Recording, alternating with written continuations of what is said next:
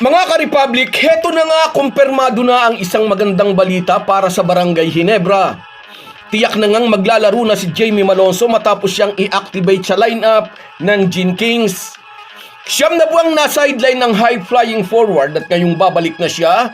Good news ito hindi lang sa mga Ginebra fans, kundi magandang development din para sa kupunan ng Gin Kings na matagal na nag-struggle sa kakulungan sa big man. Ngayong unti-unti nang nakukumpleto ang mga pyesa ng Ginebra, asahan na lalo pang gaganda ang kanilang kampanya. Pag-uusapan po natin yan, pero bago ang lahat ay maglalambing po ako sa inyo na isubscribe ninyo itong ating channel at kung di masyadong makakaabala ay i-like at paki-share na rin ninyo. Malaking bagay po yan sa aming mga vlogger. Maraming salamat.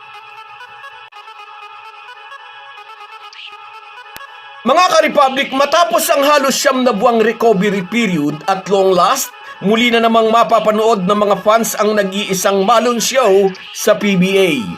Inactivate na ng Ginebra si Jamie Malonzo at inaasahang bukas ay kasama siya sa tropa ni Coach Tim Cone na haharap sa SMB. Noong nakaraang buwan ay sinabi ni CTC na posible na ngang makabalik sa active duty ang high-flying forward.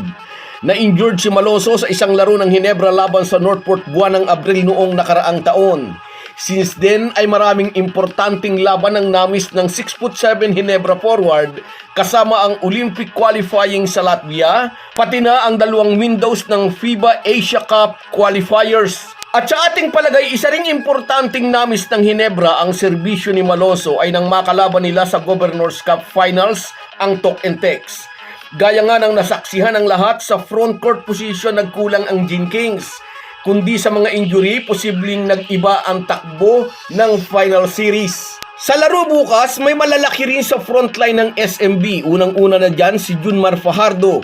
Nariyan din si Namutaw Tua at Rodney Brundial para bigyang suporta ang 8-time MVP.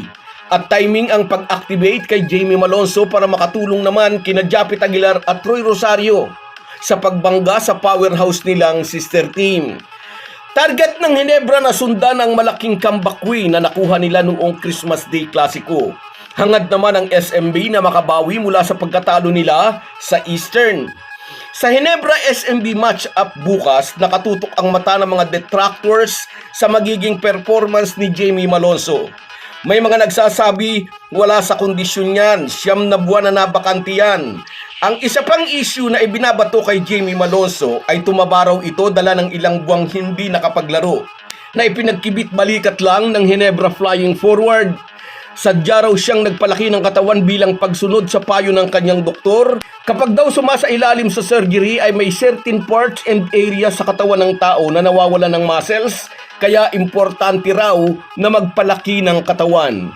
Yan ang paliwanag ni Malonzo nang tanungin ng mga reporters tungkol sa pagiging mataba raw niya. Present ang Ginebra power forward sa laro ng Gin Kings kontra Hotshots noong Christmas Day Clasico. Matagal-tagal na rin daw siyang nakikipag-team practice sa kanilang kupunan. Kwento niya sa mga sports writer na nagbigay ng hint sa lahat na lalapit na nga ang pagbabalik niya sa aksyon.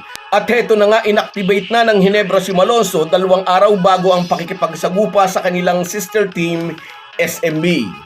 Pero kapalit ng pag-activate kay Malonzo ay inilagay naman sa reserve list o injury list si Jeremiah Gray. Ilang linggo na ring napapabalita na malapit nang magbalik si Gray, ngunit ngayong na-relegate siya sa reserve list, maliwanag na iisa lang ang ibig sabihin nito. Hindi pa rin siya fully recovered at mag-a-undergo pa rin ng therapy. Gusto ng Ginebra coach na matibay na talaga ang 6'6" guard bago ito pabalikin sa aksyon. Sa development na ito, nakumpirma ang nauna nang sinabi ng American mentor na still no timetable for Maya. Mas grabe po kasi ang injury na tinamo ng Phil-Am guard noon pang PBA Tour. Buong season 48 ay hindi siya nakapaglaro kasama ang first conference nitong season 49. Hindi lang simpleng ACL tear ang tumama kay Jeremiah Gray, kundi triple tear. Kaya naman ganun katagal ang recovery period. Bago na injury, nag-a-average si Jamie Malonzo ng 14.1 PPG, 7.1 RPG, and 3.3 assist per game. Napakalaking bagay kung maibabalik ito agad ng former Lasal standout. Si Isaac Go kailan daw babalik? Gustong malaman ng maraming Ginebra fans. Kung ang pagbabasihan ay ang unang sinabi ni Coach Tim Cone sa media, by mid-January ay baka magbalik aksyon na rin ang Ateneo Blue Eagles product. So guys, yan lang muna. Hanggang sa muli.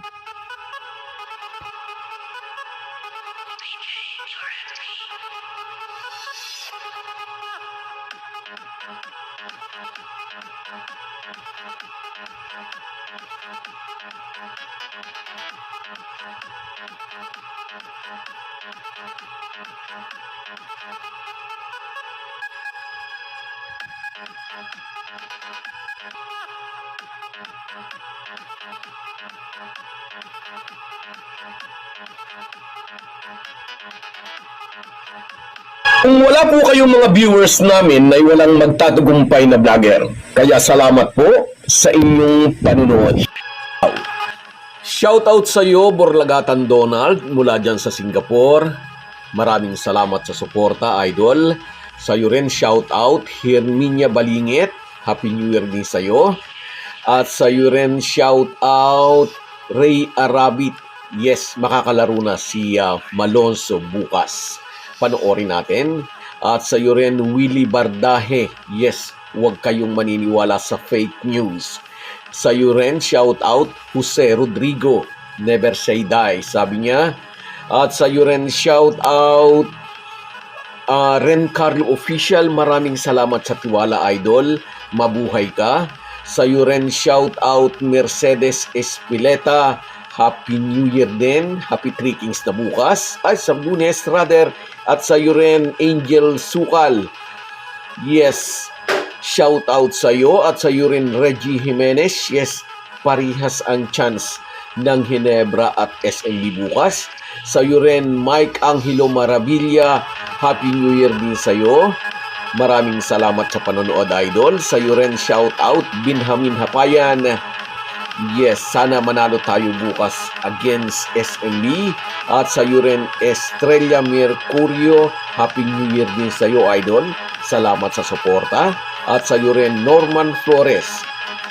Yes, Happy New Year din sa iyo.